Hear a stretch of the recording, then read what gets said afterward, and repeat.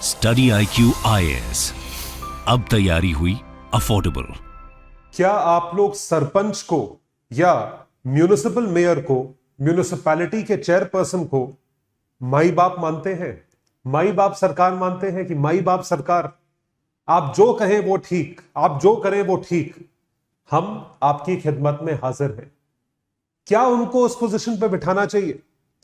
क्या पंचायती राज का कॉन्सेप्ट भारत में सफल हुआ है? इस बारे में चर्चा करेंगे आज के इस वीडियो में। Ladies and gentleman, boys and girls, मैं हूं आपका दोस्त, host, educator, mentor Sanghi sir, और मैं आप सभी का स्वागत करता हूं स्टडी IQ IAS पर। स्टडी IQ IAS पर आप ऐसे स्पेसिफिक एनालिटिकल टॉपिक्स देख सकते हैं जो आपको और कहीं देखने को नहीं मिलेंगे। This is extremely good and well researched information. इसमें रिसर्च जो जाती है, इसकी जिस तरीके से तैयारी करी जाती है और आपके सामने प्रस्तुत किया जाता है, इसमें बहुत टाइम और मेहनत लगती है। और मैं ये बोल सकता हूं कि जो एनालिसिस आप क्या देखते हैं वो किसी भी एग्जामिनेशन के लिए, चाहे वो स्टेट सिविल सर्विस हो, चाहे वो UPSC हो, उसके लिए बहुत ज्यादा रेलेवेंट रहेगी। जैसा मैंने आपको बताया कि हम रिविजिट करने वाले हैं पंचायती राज इंस्टीट्यूशंस को, तो हमारा जो टॉपिक है इसी के अराउंड सेंटर्ड रहेगा। इस panchayati raj model really a successful model? क्या यह भारत के लिए कामयाब मॉडल है या नहीं है? इस बारे में आज चर्चा करेंगे। स्टडी IQ IAS आप तक लेकर आया है फॉर द फर्स्ट टाइम एक स्पेसिफिक मैजिकल बैच।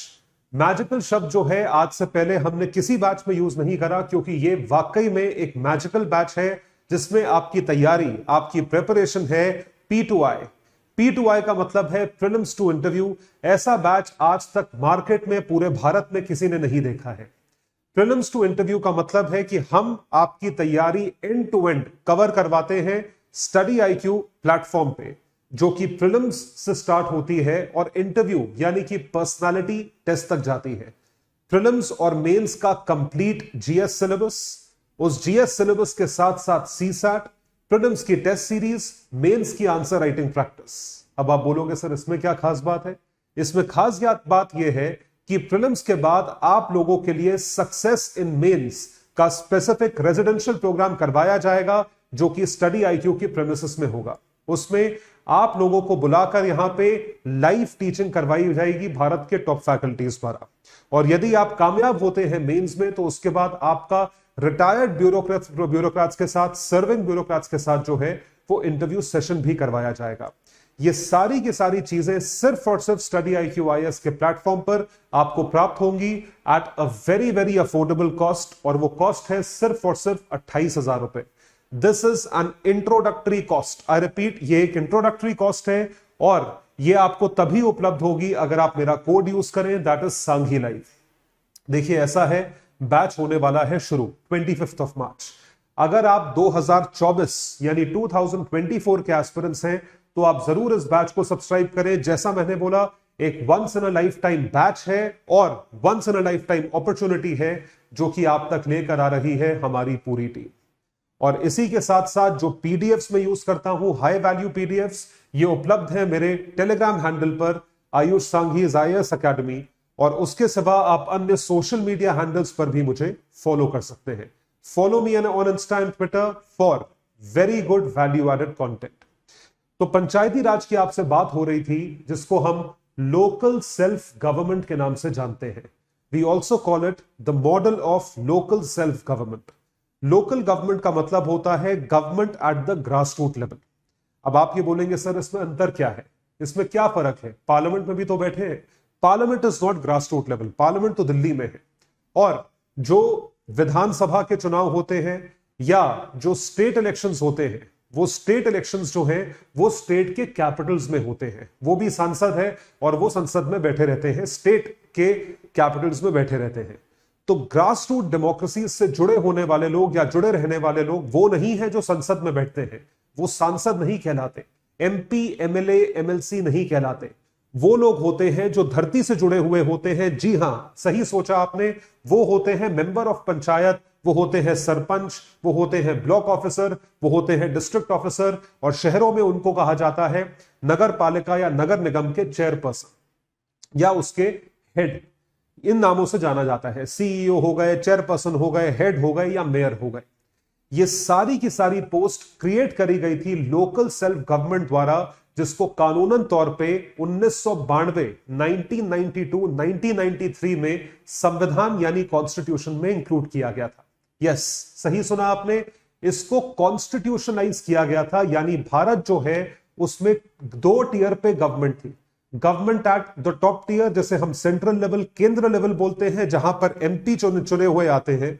उसके बाद होता है स्टेट लेवल, जहां पे एमएलए एमएलसी चुने हुए आते हैं। उसके बाद तीसरे लेवल पे टियर 3 पे गवर्नमेंट को ऐड करा गया 1992 में via 73rd and 74th constitutional amendment act. तो 73rd 74th constitutional amendment act के तहत रूरल एरियाज में लोकल गवर्नमेंट और अर्बन एरियाज में लोकल गवर्नमेंट को ऐड किया गया। तो गवर्नमेंट इज एट 3 टियर्स और ग्रास रूट लेवल पे डेमोक्रेटिक तरीके से चुनाव करवाने वाला इकलौता देश है भारत, जहां पर सबसे ज्यादा प्रतिनिधि यानी कि रिप्रेजेंटेटिव्स ग्राउंड से यानी कि ग्रास रूट से, धरती से जुड़े हुए लोग चुन के आते हैं। इलेक्टेड रिप्रेजेंटेटिव्स की संख्या सुन के आपके होश उड़ जाएंगे। We have over 3 million elected representatives because of these amendment acts. यानी कि लोकल लेवल पे रूरल और अर्बन एरियाज के मिला के आज तक 30 लाख से ऊपर इलेक्टेड रिप्रेजेंटेटिव्स हैं। और इससे और बड़ी बात जो है, महिला रिप्रेजेंटेटिव्स, जो लोग बोलते हैं कि महिलाओं को दबाया गया है वगैरह वगैरह और ये सब बातें चलती हैं, लेकिन मैं आपको यह बता दूं कि उन 30 लाख लोगों में से 1/3 महिला रिप्रेजेंटेशन है, फीमेल रिप्रेजेंटेशन है। यानी कि 1 मिलियन 10 लाख महिलाएं उन पोजीशंस को होल्ड करती हैं। तो इससे बड़ा रिप्रेजेंटेशन फीमेल्स का और इससे बड़ा रिप्रेजेंटेशन लोकल लेवल्स पे आज तक नहीं देखा गया है। और इसी बात पे हम चर्चा कर रहे हैं कि इतनी सारी अचीवमेंट्स और संविधान में अमेंडमेंट करने के बाद भी आज 30 साल पूरे हुए, तो आफ्टर 30 इयर्स यानी 3 डेकेड्स, क्या हमें पंचायती राज का सिस्टम या पूरा मेथड रीविजिट करना चाहिए या नहीं? Should we revisit the panchayati raj model और नॉट? यह सवाल है, अभी आपको बता रहा हूं और वीडियो के एंड में यानी टॉपिक खत्म होने के बाद सवाल दोबारा पूछूंगा। ध्यान से मेरी बात सुनिएगा। तो जैसा आप देख सकते हैं, revisiting the idea of PRI, Panchayati Raj institution, जिसको रूरल लोकल गवर्नमेंट भी कहा जाता है, आफ्टर 30 इयर्स, ये एक नेसेसिटी है यानी जरूरत है भारत के विकास मार्ग पे for India's development story. So next month will mark the 30th anniversary, जो कि इसी महीने से शुरू हो गया है। 30वीं सालगिरह है पंचायती राज इंस्टीट्यूशन की, जिसने पंचायत को कॉन्स्टिट्यूशनल स्टेटस दिया था। जो उस टाइम के पॉलिसी मेकर्स थे, उन्होंने पूरा सही ऑब्जेक्टिव के साथ, सही विजडम के साथ जो है इस चीज को इफेक्ट दिया, इस चीज को फ्यूल दी, इसको फायर दी, जिससे ये आगे बढ़ा। तो पॉलिसी मेकर्स ने सोच समझ के गवर्नमेंट को कॉन्स्टिट्यूट करा था, सरकार बनाई थी, उसके चुनाव बनाए थे और हर स्टेट को फोर्स करा था या हर स्टेट के ऊपर ऑब्लिगेशन डाला था कि आपको इसका कानून बनाना ही है। तो कॉन्स्टिट्यूशन अमेंडमेंट आने के साल भर के अंदर अंदर स्टेट्स ने इस चीज का कानून बनाया और इसमें रेगुलर इलेक्शंस हर जगह जो है वो करवाए जाते हैं। ये पॉलिसी है और ये रियलिटी भी है। So conventionally PRS is a great idea, some claims the amendments to be faulty. 73rd 74th पूरे के पूरे अमेंडमेंट को फॉल्टी माना गया है। देखिए, निंदा करने वाले लोग रहेंगे, आलोचना से आप बच नहीं सकते। आलोचना अच्छी भी है हमारे अपने सेल्फ इंप्रूवमेंट के लिए। While local government has created tens of thousands of local politicians, जैसा मैंने आपको बताया 30 लाख लोग, ये सब क्या है? लोकल पॉलिटिशियंस ही तो हैं। इंप्रूवमेंट्स इन लोकल गवर्नमेंट्स, इस पे एक बहुत बड़ा क्वेश्चन मार्क है। There is a big question mark on whether local government has improved and the situation, the understanding जो उस जगह की सिचुएशन है, क्या वो बदली या नहीं बदली? They have been marginal. The idea of decentralizing power appeals to citizens, however, it must give rich dividends to citizens. नागरिकों को rich dividends मिलने चाहिए, क्या वो मिले? So Indians and India's political economy, जो भारत की अर्थव्यवस्था है, must address a more fundamental question for its benefits. तो PRS के जो फायदे हैं, इसके और फंडामेंटल बेनिफिट्स जो है वो मिलने चाहिए थे या मिलने चाहिए। किसको? लोगों को। सरकार लोगों की होती है, एटलीस्ट कहा यह जाता है। तो एक बड़ी पुरानी कहावत है, आपने ये कहावत सुनी भी होगी और ये ट्रू भी है। मतलब अगर आप नॉर्मली सुनो तो ये ट्रू है। अंग्रेजी में कहा जाता है प्लानिंग और इंप्लीमेंटेशन। तो पॉलिसी प्लानिंग या प्लानिंग जो है वो बहुत अच्छी हो या इंप्लीमेंटेशन वीक हो, अगर प्लानिंग अच्छी इंप्लीमेंटेशन वीक तो आपकी सारी मेहनत जो है वो कुएं में गड्ढे में चली जाती है, तो उसका कोई फायदा नहीं होता। अगर आपकी प्लानिंग वीक है, इंप्लीमेंटेशन बहुत अच्छा है, तो भी उसका आपको ज्यादा फायदा देखने को नहीं मिलेगा। तो 73rd 74th अमेंडमेंट के साथ क्या यही हुआ है? क्योंकि हमने कॉन्स्टिट्यूशनल अमेंडमेंट करी, यानी कि ऑन पेपर प्लानिंग बहुत अच्छी करी, बट क्या उसका इंप्लीमेंटेशन वीक है? No matter how strong a document is, no matter how strong a constitution is, संविधान चाहे कितना स्ट्रॉन्ग क्यों ना हो, आप उसका इंप्लीमेंटेशन अगर वीक करो तो उसका फायदा क्या? और संविधान ही अगर वीक हो तो आप इंप्लीमेंटेशन एक वीक चीज का कर रहे हो तो उसका फायदा क्या? So however a good a constitution may be, if its implementation is not good, it will prove to be bad. However bad a constitution may be, if those implementing it are not good, will prove to be good.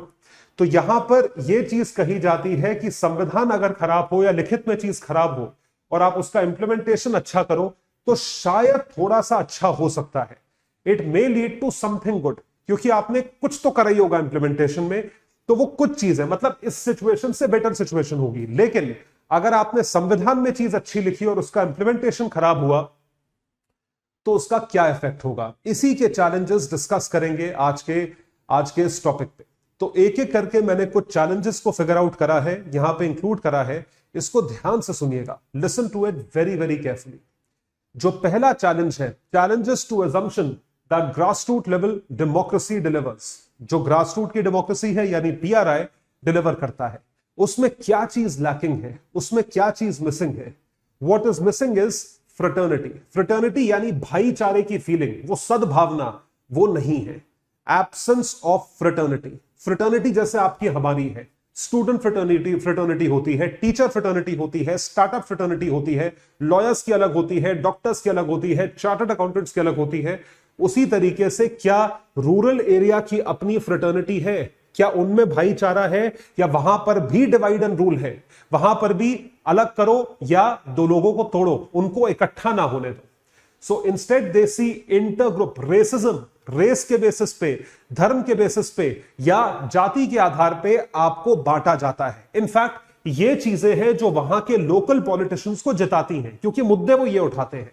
So intergroup caste competition for what? Resources, status, power, opportunity. ये किसको मिलेगा? Opportunity किसको मिलेगी? तुम कौन जात हो, तुमको मिलेगी या तुमको मिलेगी? किसको मिलेगी वो अपॉर्चुनिटी? किसको मिलनी चाहिए? वो क्या एक उच्च जाति के इंसान को मिलनी चाहिए या नीचे निचले जाति के इंसान को मिलनी चाहिए? या वो एक ऊंचे स्टेटस के इंसान को मिलनी चाहिए जो पैसों में ऊपर है, या नीचे वाले को मिलनी चाहिए? इस चीज में आज भी डिवीजन है। आप में से कई सारे स्टूडेंट्स गांव से होंगे, प्लीज कमेंट सेक्शन में लिखकर बताइएगा कि क्या यह पॉइंट सही है या नहीं है। And since politics has primarily devoted its energy to pursuing and managing this competition, competition काम का नहीं है, competition है कि भाई स्टेटस पावर किसको मिलेगा, तो उसके बेसिस पे आप किसको अपील करोगे? इस जाति के लोगों को, इस धर्म के लोगों को। As a consequence, it becomes poorly equipped to deliver quality public services. काम पे फोकस ही नहीं है, आपका सारा फोकस किस पे है? इन चीजों पे है, तो आप कहां से पब्लिक सर्विसेज ढंग की डिलीवर करोगे? From where do you deliver? Obviously, this is something which is lacking. So, classic case of leader, एक ग्रुप या एक सेक्ट या एक एरिया से avoiding a whole section of people area are often, these people often emerge. ये often emerge करते हैं इस चीज में। So, this is a classic case of leader from one to other. ये चीज देखी जा रही है। तो भारत के समाज में हर लेवल पे क्या है? Indian villages to town, they do not share a sense of, इसे कहा जाता है lack of civic community. I repeat, इसे कहा जाता है lack of civic community, civic sense, civic community. आपको वो सद्भावना नहीं है, एका नहीं है, एकाई नहीं है। इस वजह से ये प्रॉब्लम आती है कि आपको कोई भी अपील कर सकता है on the basis of caste, आपका फायदा उठा सकता है, चाहे आपका भला हो। अरे इकट्ठे मिलकर रहोगे तुम्हारा भला होगा, तुम काम करवा सकते हो, तुम कलेक्टिव बार्गेनिंग कर सकते हो, अपने गांव का भला कर सकते हो, लेकिन नहीं होता है, क्योंकि जाति के आधार पे लोग बेचारे इन्फ्लुएंस हो जाते हैं। This is something which has greatly happened. ये पहला चैलेंज है। दूसरा चैलेंज ये है कि लोकल लेवल पे जो पॉलिसीज है और पॉलिटिक्स है, उन्होंने मैं कह रहा हूं लोकल लेवल की पॉलिटिक्स कामयाब हुई है, लोकल लेवल की एडमिनिस्ट्रेशन या गवर्नेंस कामयाब नहीं हुई है। There is lack of good governance. I repeat, there is lack of good governance. Good governance नहीं है, गवर्नेंस है, गुड नहीं है। क्या आपके बच्चों को शिक्षा मिलती है? क्या आपको पानी का, बिजली का सप्लाई, जितने घंटे बिजली प्रॉमिस करी है उतने घंटे भी आती है? क्या आपके यहां पे सड़क है? क्या आपके यहां पे एपीएमसी मंडी है? क्या किसानों को बैंक से क्रेडिट मिलता है? क्या आपके यहां बस स्टॉप बना हुआ है? क्या डिस्पेंसरी है? क्या आपके जानवरों के लिए वेटेरिनरी डॉक्टर है? ये सारी चीजें बहुत बेसिक है। और ऑब्वियसली गांव में बेड की जरूरत ज्यादा है, वहीं पे तुमने गौशाला बना रखे है, वहीं पे सारे जानवर हैं, तो क्या, तो अगर वहीं पे नहीं है कोई डॉक्टर, तो फिर गुड गवर्नेंस क्या हुआ? तो it is not good governance, there is no good governance. क्या वहां पे आपने टॉयलेट बनवाए? क्या वहां पे स्वास्थ्य की सुविधा है? डिस्ट्रिक्ट अस्पताल है? कितनी दूर, सबसे सबसे सबसे पास वाला अस्पताल कितनी दूर है, ये देखने वाली बात होती है। So number of politicians elected based on what? Elected based on casteism, on the track record of improving law and order. किसने लॉ एंड ऑर्डर इंप्रूव करा, उसके बेसिस पे कोई इलेक्ट नहीं होता। किसने इंफ्रास्ट्रक्चर बिल्ड करा, उसके बेसिस पे कोई इलेक्ट नहीं होता। ये सारे पॉलिटिशियंस बहुत कम है संख्या में। इलेक्ट किस पे होते हैं? उन मुद्दों पे। Indian voters connect with the electoral decision such as delivery of better public services और इकोनॉमिक डेवलपमेंट। इस पे नहीं होता है पॉपुलिज्म, कि आप कितने लोगों को रुझा पा रहे हो। करप्शन इतना ज्यादा है। Caste, communal mobilisation are far more effective in winning elections. इस वजह से सारा का सारा फोकस इन लोगों पे है। तो winning elections at the state and national level, same works at the local levels. ये नेशनल लेवल पे आपने देखा होगा, शायद कम देखा होगा। स्टेट लेवल पे आपने देखा होगा, शायद कम देखा होगा। लेकिन लोकल लेवल पे ये बहुत ज्यादा है। आप तो पढ़े लिखे हो, आप अगर गांव में जाओ, आपको कोई बोल रहा हो कास्ट के बेसिस पे कोई नेता किसी को भड़का रहा है, आप अपने ही मन में सोचोगे कि यार क्यों, मतलब क्या बेवकूफ आदमी है, क्यों भड़का रहा है किसी। मैं तो भड़कने वाला नहीं हूं, मैं तो इन्फॉर्म डिसीजन लूंगा। आपको क्या लग रहा है, वो जो नेता है, वो जो प्रतिनिधि है, रिप्रेजेंटेटिव है, वो जो इलेक्शन लड़ने वाला है, चाहे वो ऑपोजिशन का नेता क्यों ना हो, ऑपोजिशन का मेंबर क्यों ना हो, या ऑपोजिशन का कैंडिडेट क्यों ना हो, वो बेवकूफ है? नहीं, उसको आप जैसी जनता को अपील करना ही नहीं है। They are the smartest species on planet Earth. उनको पता है कि उनकी इन बातें करने से मासेस मोबिलाइज होते हैं, कम्युनल पॉलिटिक्स को खेलने से मासेस मोबिलाइज होते हैं। उनको आपका, हमारा वोट नहीं चाहिए। उनको वोट किसका चाहिए? They need the vote of those people जो भड़क जाते हैं, इजिली गुस्सा हो जाते हैं, जिनका दिमाग आप घुमा सकते हो। वो ऐसे ही थोड़ी बैठे हैं उस पोजीशन पे, ऐसी थोड़ी कोई सरपंच या मेयर या ये बन के बैठा हुआ म्युनिसिपल काउंसलर। वो वहां इसलिए बैठा है क्योंकि वो डिजर्व करता है, क्योंकि वो नब्ज जानता है, वो अपील करना जानता है, जो शायद आप और हम नहीं जानते। इसलिए हमें वो इंसान जो है वो लगेगा कि भाई क्यों कर रहा है, लेकिन वो इंसान जानता है कि उसे किसको अपील करना है, और वो उसमें कामयाब होता है, तभी इलेक्शन जीतता है। जैसा मैंने आपको बोला, politicians are the smartest species. They know raising such stupid arguments, they are gathering support from the masses, they know how to win elections. और वही चीज जरूरी है आज की डेट में। भाई आप ये सोच के इलेक्शन जीतो कि यहां पे हॉस्पिटल कौन बनाएगा, या यहां पे सड़क कौन बनाएगा, इस गांव को कनेक्ट कौन करेगा, that is something which is basic. लेकिन नहीं, आप क्या कास्ट, रिलीजन, कम्युनल आइडियाज के बारे में बोलते हो, जो कुछ लोगों को बेवकूफी वाले आइडिया लग सकते हैं, लेकिन ये चीज सच्चाई है। This is the truth. और चैलेंज सुनिए, चैलेंज ये है कि लोगों की एक्सपेक्टेशन और सरकार की डिलीवरी इनवर्सली प्रोपोर्शनल है। लोगों का कंट्रीब्यूशन और सरकार की डिलीवरी इनवर्सली प्रोपोर्शनल है। इनवर्सली प्रोपोर्शनल मैं कह रहा हूं, अगर सेम लेवल पे भी है कि गवर्नमेंट डिलीवर नहीं कर पा रही है, हमारे टैक्सेस के पैसों से आप हमें ही चीजें दे रहे हो ना, और अगर वो चीजें हमें नहीं मिल रही हैं, फिर भी हम टैक्सेस दे रहे हैं, तो हमें उस चीज पे सवाल उठाना चाहिए। लेकिन हम में से कोई सवाल नहीं उठाता, क्योंकि हमने उन लोगों को माई बाप बना रखा है। हम डरते हैं, कोई आपके सामने सरपंच आ जाएगा, आप क्या करोगे? कोई आपके सामने चीफ मिनिस्टर आके खड़ा हो गया, आप सवाल पूछ सकते हो, क्या हुआ भैया, क्यों तुम्हारा आदमी जेल में है, ईडी क्यों पकड़ के ले गई उसे, 3 दिन की कस्टडी है, 4 दिन की कस्टडी है, 1 हफ्ते की कस्टडी है, क्या हो रहा है पंजाब में, क्या हो रहा है? क्यों यूके गवर्नमेंट ने भारत का झंडा हाई कमीशन से उतार के फेंक दिया, फाड़ दिया, भारत का झंडा फाड़ दिया? किन लोगों ने फाड़ा है? भाई तुम भी तो हिंदुस्तानी हो, आप भी तो इंडियंस हो जिन्होंने फाड़ा है, आप पर्सन ऑफ इंडियन ओरिजिन हो, यूके में रहते हो, तो क्या हो गया? तो सवाल उठाओ। हम सवाल कहां उठाते हैं? ये काम होता मीडिया का, लेकिन मीडिया भी मैनिपुलेटेड है और लोग सवाल उठाते नहीं। बात हो रही है लोकल लेवल की, दैट हमारा जो टैक्सेस का कंट्रीब्यूशन है वो कम है। ये कहा जाता है, ऑल्दो हम बहुत टैक्स देते हैं, लोकल गवर्नमेंट के हाथ में टैक्सेशन पावर्स पूरी नहीं है।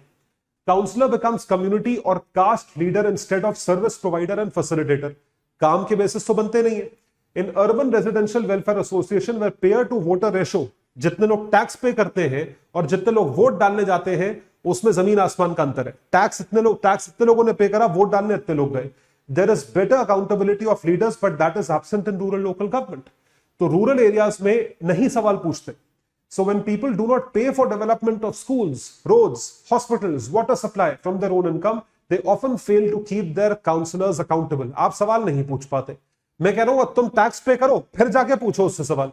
अब उससे पूछो कि बता मेरे टैक्स का क्या हिसाब है, और रूरल लेवल पे तो आसानी से हो सकता है, वो सुनेगा भी बैठ के तुम्हारी बात।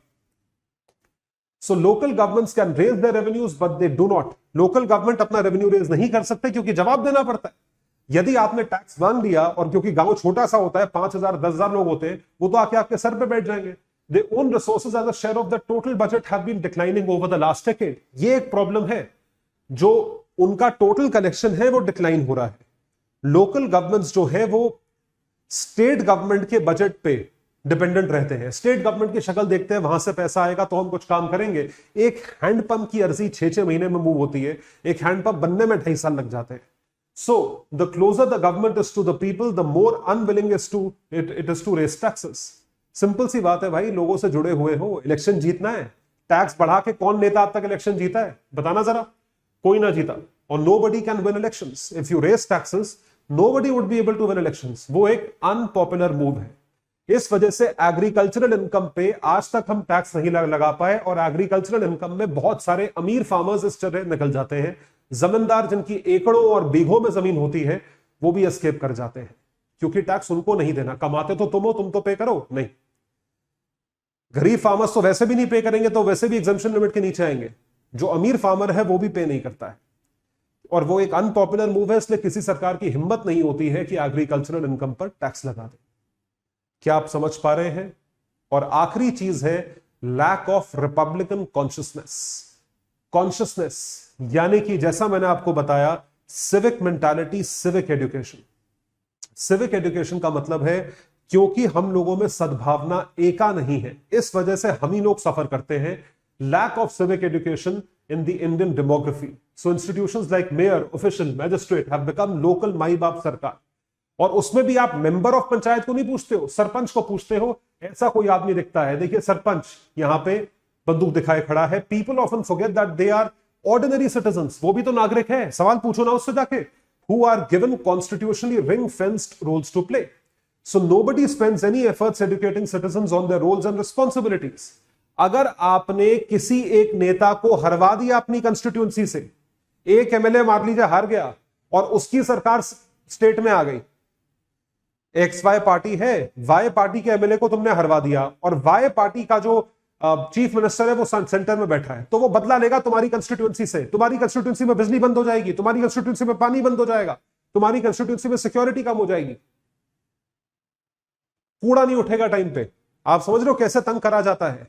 बदला लिया जाता है उसी कंस्टिट्यूंसी से। अरे भाई तुम हमारे पावर में बैठे हो, irrespective of winning, irrespective of losing winning के बेसिस पे नहीं, आप कम से कम उस कंस्टिट्यूंसी के लोगों को तो देखो, वो भी तो आपके ही लोग हैं। उसमें से कुछ लोगों ने तो तुम्हें वोट करा होगा। सब लोग सफर करें क्योंकि आपने जी हमारे पार्टी के एमएलए को हरवा दिया। सेम चीज लोकल लेवल पे भी है। आप समझ रहे हैं? ये तो गुंडागर्दी हो गई, दिस इज गुंडागर्दी। तो देखिए, पंच कोई नहीं बनना चाहता और सरपंच हर कोई बनना चाहता है। सरपंच को माई बाप सरकार माना जाता है, और ये चीज आप बनना चाहते हो। आप इस चीज में लोगों को जो है वो ब्लैकमेल करते हो इस तरीके से, और ये बहुत जगह होता है। आप जरूर कमेंट सेक्शन में लिखकर बताइए, मैं आपका ओपिनियन इस चीज पर जानना चाहूंगा। तो ये एक बहुत जरूरी इशू था कि क्या हमें पंचायती राज को अमेंड करना चाहिए। पंचायती राज सिस्टम्स में जो पूरी प्रोसेसिंग और सिस्टम है, क्या उसमें अमेंडमेंट होना चाहिए, नहीं होना चाहिए, देखने वाली बात है। India's raucous public sphere is filled with demands for a lot of things. क्या है? Conspicuously missing is demand for decentralisation. आपने ऑन पेपर तो करा है, क्या वो ठीक से हुआ है? When was the last time there was a public agitation for more power to the panchayat, कि पंचायत को और पावर्स हो? कोई नहीं मांगता, नोबडी, लोग तो मांगते ही नहीं है, और जो इलेक्टेड है वो थोड़ी मांगेगा, वो और पावर मांगेगा तो उसको और काम करना पड़ेगा. वाई बेंगलुरु हैज, अब एग्जाम्पल देखिए, एक सिटी का एग्जाम्पल दे रहा हूं. बैंगलोर में पिछले 2 साल से म्युनिसिपल काउंसलर नहीं है, इलेक्शंस ही नहीं हुए, और लोग खुश हैं, लोग चल रहे हैं, लोगों ने आवाज ही नहीं उठाई. Corporation for over 2 years and people are going about their daily lives as usual. और मैं इसमें लोगों की गलती भी क्यों बोलूं? अरे भाई, लोगों को ये सब कुछ करना होता तो तुम्हारी क्या जरूरत है? कॉन्स्टिट्यूशन की क्या जरूरत है? सब जो है पूरी तरीके से डिस्टॉर्टेड है. अगर मुझे ही बताना हो कैसे करते हैं काम, तो भाई तुम्हें क्यों बिठाया वहां पे?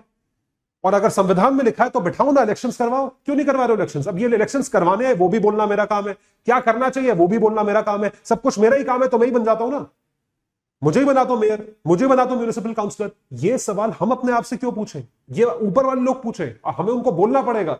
सो instead of worshipping Panchayati Raj at its altar, we should think of more effective models that are properly decentralized and give them adequate powers. They can improve grassroots governance in Indian conditions and information age.